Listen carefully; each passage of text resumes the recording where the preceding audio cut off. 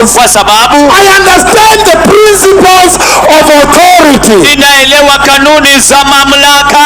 I command this one, do this. Ninamwamrisha huyu fanya hivi. And he doeth it. Na anaifanya. Come here. Kuja hapa. And he cometh. Na anakuja. But you are the king. Lakini wewe ni mfalme of all creation. wa uumbaji wote. Even death is under. And Holiness Church Crusade in Nairobi's Uhuru Park today turned to an opportunity for the church to defend controversial miracles of healing following an expose by TV47 early this year. One of the followers who we exposed, Peter Oyan, has withdrawn a case against TV47 after the Directorate of Criminal Investigations sued him for doctoring government documents. And as Michelle Mwangi now reports, the church has been pleading with TV47 to pull down the expose on all social media platforms. However, we stand by our expose, divine or deceptive, which exposed doctoring of government documents by followers of the self-proclaimed prophet David Owuor, which were proved to be lies by government agencies.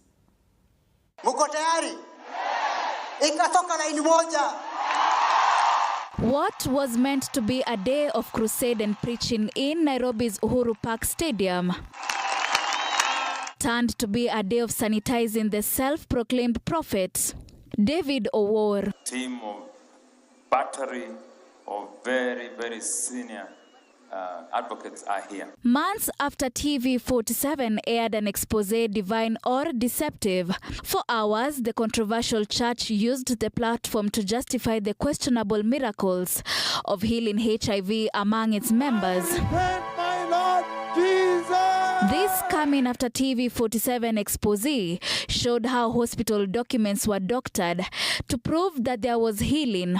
It is after the expose that Oyan filed a case in court to prove his alleged healing. Oyan has, however, withdrawn the case, claiming to have forgiven TV47 crew over the expose. Oyan claims to have written to DCI to formally withdraw the case after careful consideration, prayer and sincere spiritual reflection.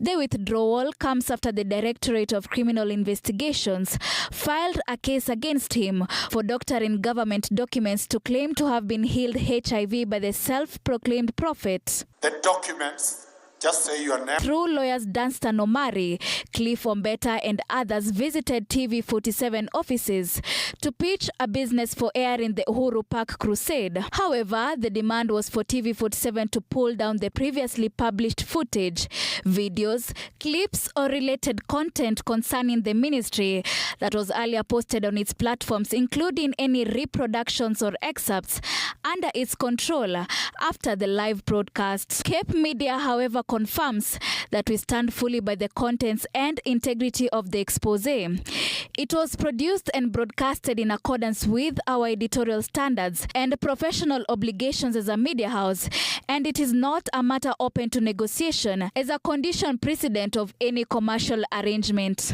Cape Media CEO Mwenda Njoka, in a statement, adds, and I quote, "We accordingly decline in the firmest terms the conditions set out at paragraph 3 of your letter requiring TV47 to remove, pull down or otherwise suppress previous published footage, videos, clips or related content concerning your client.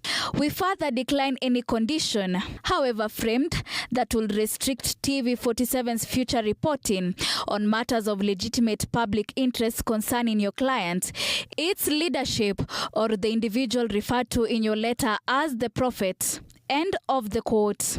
Mr. Peter Oyan and his wife and his daughter all tested HIV negative. The Sunday Crusade was also used to lie to the followers of the self-proclaimed prophet that our reporter Samira Mohammed had been summoned by the Directorate of Criminal Investigations after the expose. So mighty. We, however, confirm that at no point was any of our staff summoned to record any statement. The fact remains that the DCI sued Oyan over doctoring government documents in his claims. And our findings here were unequivocal, where no credible evidence supports the prophet's claim of healing HIV/AIDS. The hospital's record confirmed that the patient's unique number 15502000215 does not belong to Peter Oyan. However, the CCC number on this card, which Peter Oyan claims is his, belongs to a female patient who resides in Muhetetu in Laikipia County. Doctors at the Rumuruti District Hospital confirmed to us that Peter Oyan was not their patient and was never diagnosed as HIV positive at the facility. The medical experts at the facility emphasized that HIV remains a complex virus, requiring scientifically validated antiretroviral therapy for management, and no shortcuts exist, further exposing the lies and deception purported by the ministry and its followers. This CCC patient's card, which we acquired from Peter Oyan and the church, raised profound concerns after constant rubbing and clear cancellation of numbers and digits. A card we later verified and discovered it does not belong to Peter Oyan, who has never been HIV positive and faked all along. It would be totally irresponsible for any media practitioner to know that, wow, I have gone and found out, I've investigated, I've found there's Peter Oyan, and actually he's a true patient. He was in the systems of NASCOP. He was on ARV, WHO clinical stage what, and then healed at the meeting of the Lord. And then said, know what, we just keep quiet.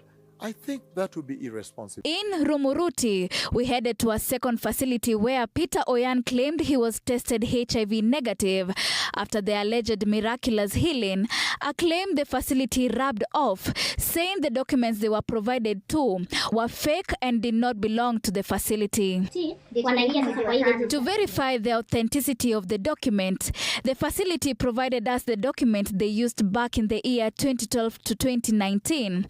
According to the facility, the document the church and Oyan presented to us lacked the hospital's logo, unlike the hospital's original copy, which has this logo. A confession that sets out the bare lies, deception, and betrayal by the church.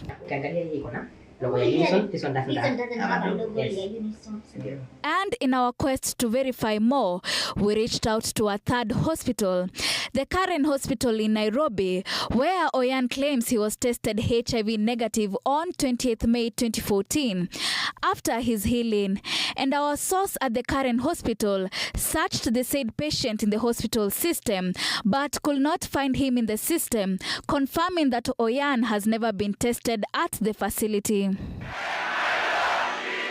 Oyan's case exemplifies the necessity to scrutinize documents where persistent signs of tampering on hospital documents raised serious doubts about legitimacy and ownership. The primary concern stemmed from the constant rubbing and visible alterations observed on these documents. Such physical changes often indicate an attempt to modify or erase original information, which naturally prompts verification procedures. Upon thorough examination, it was determined that this document was neither accurate nor connected to the individual it purported to represent. The church, through its bishop in Nanyuki, presented this document to us. He claimed he underwent a PCR test here at the Kericho District Hospital, but this document says otherwise. According to a medic, this DNA PCR test results belong to an infant as indicated.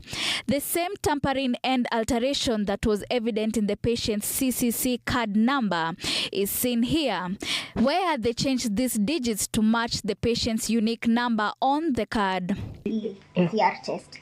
Hii sasa hii huyu akipima na beba hii akipimwa. Hii PCR ni mtoto. Isi ya mtu mzima? Mtoto ni mama yake yako HIV positive. For now, the fundamental question remains on why the church and Oyan chose to withdraw the case. If indeed he was healed by the self-proclaimed prophet, the church claims to have forgiven TV47 and Samira Mohammed for the expose, leaving the question of why the matter has been prosecuted in a crusade and not in the court.